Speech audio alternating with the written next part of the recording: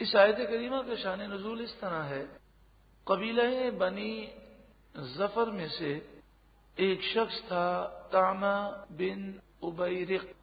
اس نے اپنے پڑوسی قتادہ بن نعمان کے گھر سے زنا کو اس نے چوری کیا. زنا چورانے کے بعد اس نے یہ کیا کہ آٹے کی بوری کے اندر رکھ دیا. آٹے کی بوری بھی اس نے یعنی اس کا بھی انتظام کیا. بعض کہتے ہیں کہ آٹے کی بوری بھی چرائی اور آٹے کی بوری کے اندر اس نے زرا کو رکھا. اور پھر زید بن سمین ایک یہودی تھا، اس کے یہاں پر اس نے آٹے کی بوری رکھوائی اور کہا یہ میری امانت ہے، تم اسے رکھ لو، پھر میں بعد میں لے لوں گا. قتادہ بن نعمان نے یہ کہا کہ میری ذرا جو ہے وہ چوری ہو گئی ہے اور آٹے کی بوری بھی چوری ہوئی ہے.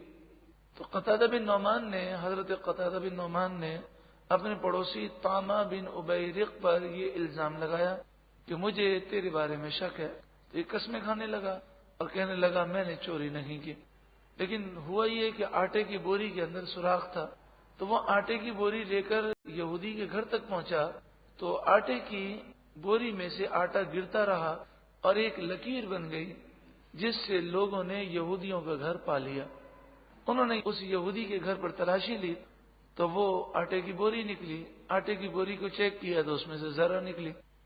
تو یہودی نے یہ کہا کہ یہ میں نے نہیں چرائی، مجھے تو طعمہ بن ابیرق نے یہ امانتاً رکھوائی تھی.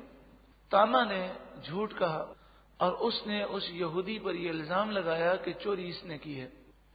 یہودی پوری کی پوری قوم گواہی کے لیے آ گئی اور جن یہودیوں نے دیکھا تھا کہ طعمہ یہ بوری امانتاً دے رہا ہے، انہوں نے گواہی دی کہ طعمہ نے یہ بوری امانتاً رکھوائی تھی، اس یہودی نے چوری نہیں کی. قبیلے بنی ظفر جو تھا اس نے یہ سوچا کہ طعمہ ہمارے قبیلے کا فرد ہے، اگر اس پر چوری ثابت ہو گئی تو ہمارے پورے قبیلے کی ناک کٹ جائے گی.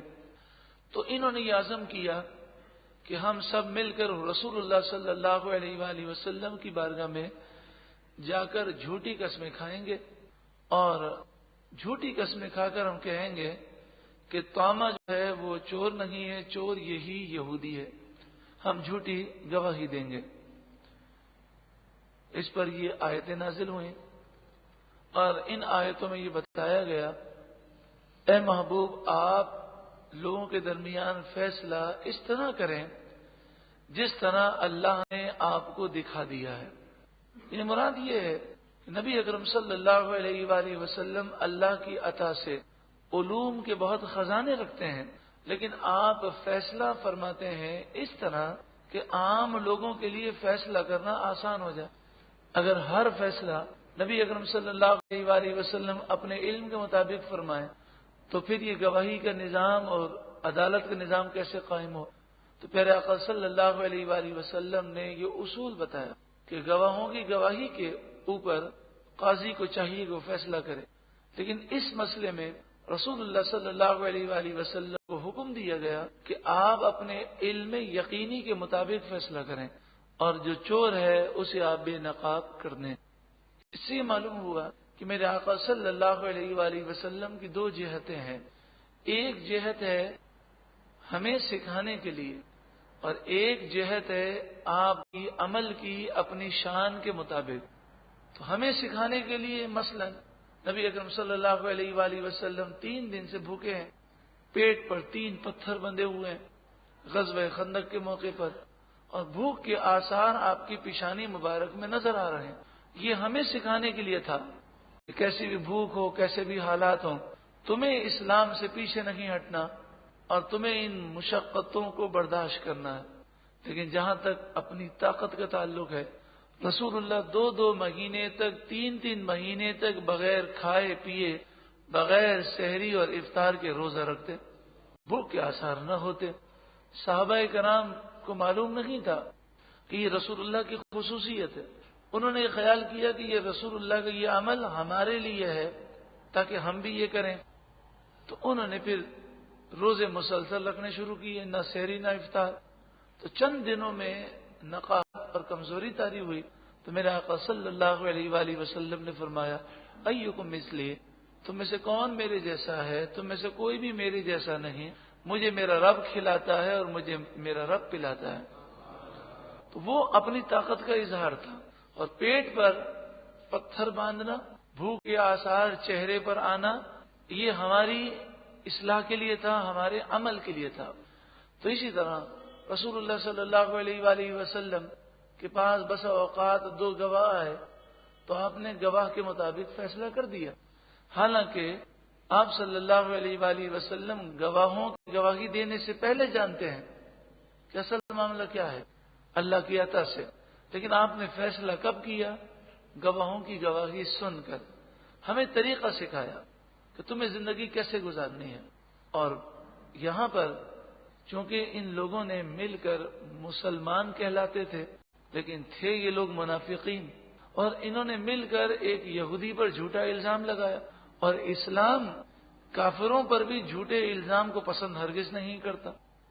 تو اس لیے نبی اکرم صلی اللہ علیہ وآلہ وسلم کو حکم نازل ہوا، آپ کو حکم دیا گیا کہ جیسا اللہ نے آپ کو دکھایا ہے، یعنی جو آپ کو اللہ نے علم یقینی دیا ہے، آپ اس کے مطابق فیصلہ سنا دیجیے۔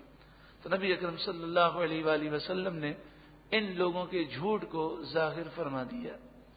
ارشاد فرمایا انا انزلنا، بے شک ہم نے نازل کیا، الیک الکتاب، آپ کی طرف اس کتاب کو، بالحق، حق کے ساتھ، لتحکم، تاکہ آپ فیصلہ کریں، بین الناس، لوگوں کے درمیان، بما اراک اللہ، جس طرح اللہ نے آپ کو دکھایا۔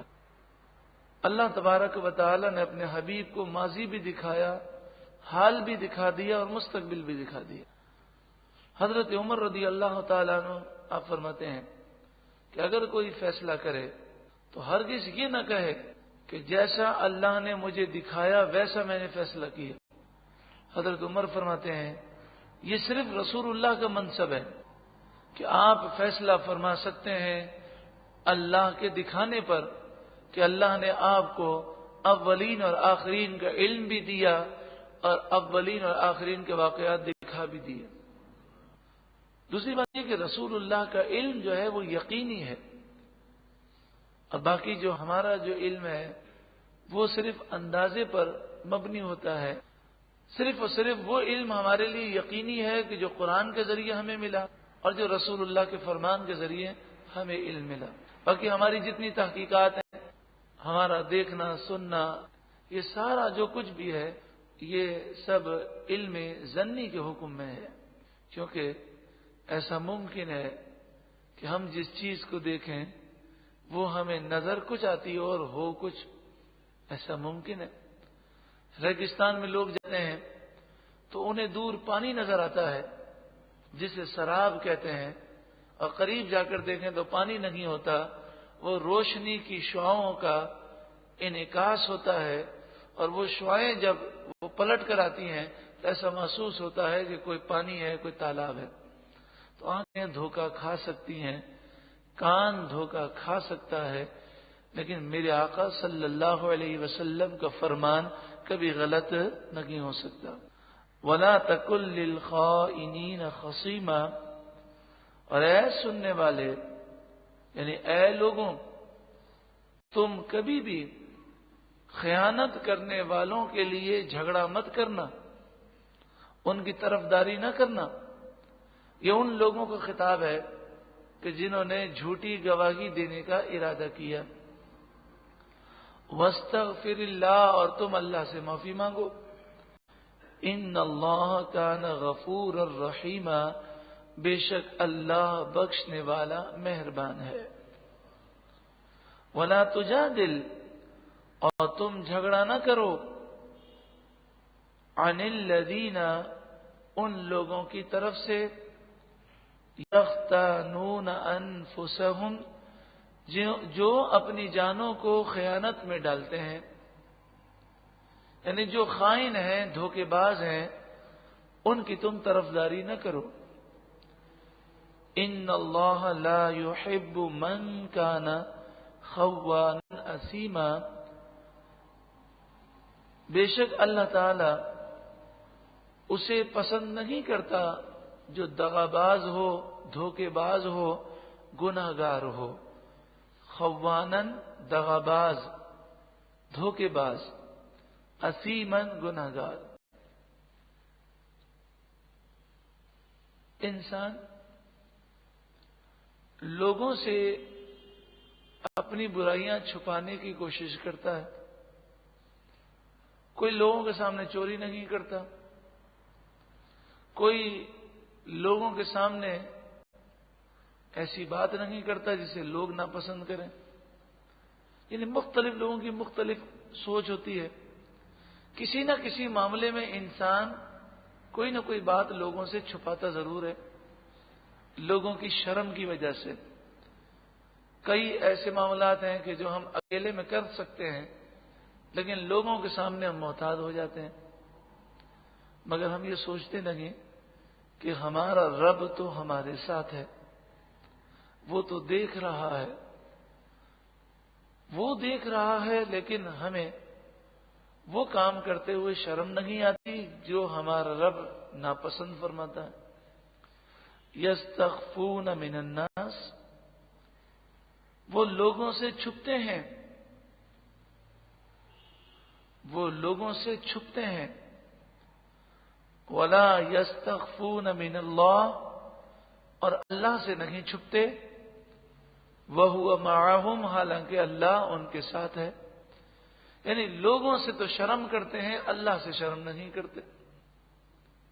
انسان جب لوگوں کے سامنے ہوتا ہے اور سامنے والے کی محبت یا اس کی عظمت ہمارے دل میں ہوگی تو ہم اس کے سامنے کبھی وہ کام نہیں کریں گے جو اسے ناپسند ہو۔ اگر کوئی اپنے استاد کے سامنے ہو، پیر کے سامنے ہو، کسی بزرگ کے سامنے ہو، کسی عالم بعمل کے سامنے ہو، اپنے ماں باپ کے سامنے ہو، تو اگر اس کے دل میں ان کی محبت ہے، تعظیم ہے، تو پھر ان کے سامنے وہ ہرگز وہ کام نہیں کرے گا جو وہ ناپسند کرتے ہیں۔ اور اگر کوئی کام بھی ہو جائے تو وہ چھپانے کی کوشش کرے گا کہ انہیں پتہ نہ چل جائے۔ تو لوگوں کا تو اتنا خیال ہے، رب ہر وقت دیکھ رہا ہے، لیکن رب سے ہمیں شرم نہیں آتی، یعنی بالکل تصور ہمارا نہ ہونے کے برابر ہے۔ اللہ ہمیں آخرت کا تصور عطا فرما۔ اگر یہ تصور قائم ہو جائے کہ میرا رب مجھے دیکھ رہا ہے، ہر برائی کا خاتمہ ہو جاتا ہے۔ وَهُوَ مَعَهُمْ، حالانکہ اللہ ان کے ساتھ ہے۔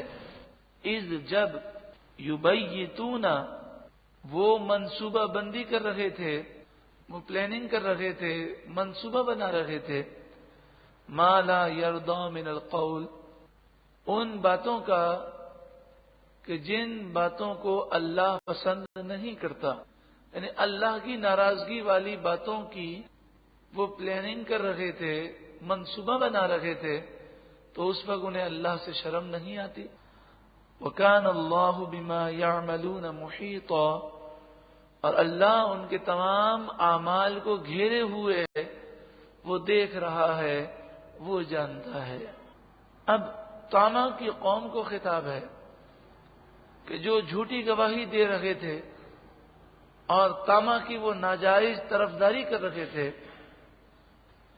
اور اس میں قیامت تک آنے والے ہر شخص سے خطاب ہے کہ جو جھوٹوں کی طرفداری کرے۔ ہم یہ نہ دیکھیں کہ یہ ہمارا قریبی رشتہ دار ہے، یہ ہمارا بیٹا ہے، یہ ہماری بیٹی ہے، یہ ہمارا دوست ہے، بلکہ ہمیشہ ہم حق کا ساتھ دیں۔ اگر کوئی ہمارا قریبی رشتہ دار غلطی پر ہو تو ہم اس کی جھوٹی طرفداری ہرگز نہ کریں۔ ہاں انتم ہاؤلائی، ہاں تم وہی ہو، جادلتم عنہم فی الحیات الدنیا، تم نے ان کی طرف سے جھگڑا کیا دنیا کی زندگی میں، یعنی ان کی جھوٹی طرفداری کی تم نے۔ فَمَن يُجَادِلُ اللَّهَ عَنْهُمْ يَوْمَ الْقِيَامَةِ، تو کون ہے جو ان کی طرف سے قیامت کے دن اللہ سے جھگڑا کر سکے؟ تو کیا تم کل بروز قیامت اللہ کے سامنے بھی ان کی جھوٹی طرفداری کر سکو گے؟ کیا جواب دو گے؟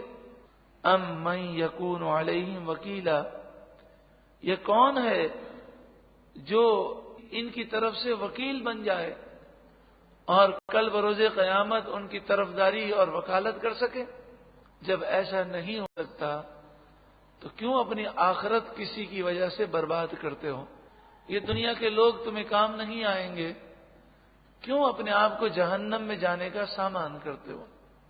حقیقت یہ ہے کہ اگر ہم اس اصول کو اپنا لیں اور یہ ذہن ہم بنا لیں کہ ہم کسی کی جھوٹی طرفداری نہیں کریں گے، چاہے وہ ہمارا بیٹا ہو، چاہے ہماری بیٹی ہو، چاہے وہ ہماری بیوی ہو، چاہے ماں باپ ہوں، چاہے بھائی بہن ہوں، چاہے دیگر رشتہ دار ہوں، چاہے ہمارا کتنا ہی پیارا دوست ہو، ہم یہ اگر عزم کر لیں اور امت مسلمہ اگر یہ عزم کر لے تو کتنے لڑائی جھگڑے ختم ہو جائیں۔ یہاں پر یہ ہوتا ہے کہ جو غلطی پر ہے اس کو سمجھانے کے بجائے لوگ چشم پوشی کرتے ہیں اور جھوٹی طرفداری کرتے ہیں۔ اگر ایسا نہ کیا جائے تو جو غلطی پر ہے اسے ہدایت نصیب ہو جائے، وہ راہ راست پر آئے، اور جھوٹی طرفداری کرنے کی وجہ سے ہم اسے گناہ پر اور غلطی پر شہ دیتے ہیں اور وہ مزید غلطیاں کرتا ہے۔ ارشاد فرمایا وَمَن يَعْمَلْ سُوءًا، اور جو کوئی برا کام کرے، او یظلم نفسہ، یا اپنی جان پر ظلم کرے، ثم یستغفر اللہ، پھر اللہ سے وہ معافی مانگے، یجد اللہ غفور الرحیم، تو وہ اللہ کو بخشنے والا مہربان پائے گا۔ یعنی اے طامہ کی قوم، تم نے جو جھوٹی طرفداری کی اور جھوٹی گواہی دی، جھوٹی قسمیں کھائیں، اگر تم اللہ کی بارگاہ میں توبہ کرو تو اللہ تمہیں بخش دے گا۔ ہر ایک کے لیے یہ خطاب ہے کہ گناہوں پر شرمندہ ہونا ہے اور اپنے ماضی پر شرمندہ ہو کر انسان آنسو بہائے اور سچی پکی توبہ کرے تو رب ضرور کرم فرمائے گا۔ وَمَن یکسب اثما، اور جو کوئی گناہ کمائے، اثما گناہ، فَإِنَّمَا يَكْسِبُهُ عَلَى نَفْسِهِ، تو وہ اپنے نفس کے خلاف ہی کما رہا ہے، یعنی وہ گناہ کما کر، گناہ کر کے وہ خود اپنا نقصان کر رہا ہے اور کسی کا کچھ نقصان نہیں کر رہا۔ وَكَانَ اللَّهُ عَلِيمًا حَكِيمًا، اور اللہ علم والا، حکمت والا ہے۔ جو ظالم ہے وہ در حقیقت اپنے اوپر ظلم کرنے والا ہے کہ دنیا بھی تباہ ہوگی اور آخرت بھی برباد ہوگی۔ وَمَن یکسب خطیئۃ، اور جو گناہ غلطی کو کمائے، او اثمن، یا گناہ کو کمائے، یعنی جو کوئی صغیرہ یا کبیرہ گناہ کرے، ثم پھر یرمی بھی، اس گناہ کو پھینک دے کسی اور پر، بریئن، ایسے پر کہ جو گناہ سے بری ہو، یعنی گناہ کا الزام دوسرے پر لگا دے۔ جیسے چوری جو ہے وہ طامہ نے کی، جو اپنے آپ کو مسلمان کہتا تھا، اور الزام جو ہے زید بن سمین یہودی پر لگا دیا۔ فقد احتمل بہتانا واثما مبینا، در حقیقت اس نے بہت بڑا بہتان اٹھایا اور بہت بڑا گناہ اٹھا لیا، یعنی یہ تو بہتان ہے اور بڑا گناہ ہے۔ ذرا سوچیں اسلام کتنا پیارا مذہب ہے کہ مسلمان کہلانے والوں نے مل کر ایک یہودی پر جھوٹا الزام لگایا تو پورا رکوع ان کی مذمت میں نازل ہو گیا۔ یعنی کتنا پیارا درس ہے کہ انصاف کرنا ہے۔ مسلمان کہلانے والے جھوٹے ہیں، وہ غلط ہیں، تو ان کی طرفداری نہیں کی گئی بلکہ انہیں بے نقاب کیا گیا اور پورا رکوع ان کی مذمت میں نازل کر دیا گیا۔ حالانکہ زید بن سمین تو یہودی تھا، یہودی پر ایک جھوٹا الزام لگا تو اس کے بارے میں کہا گیا کہ جو گناہ کر کے بے گناہ پر جھوٹا الزام لگا دے تو وہ تو بہتان اٹھانے والا ہے اور بڑا گناہ اٹھانے والا ہے۔ تو اسلام جب یہودی پر ظلم کرنا بھی جائز قرار نہیں دیتا تو مسلمان پر ظلم کرے، بتائیے کتنا غضب اللہ کا اس پر نازل ہوگا۔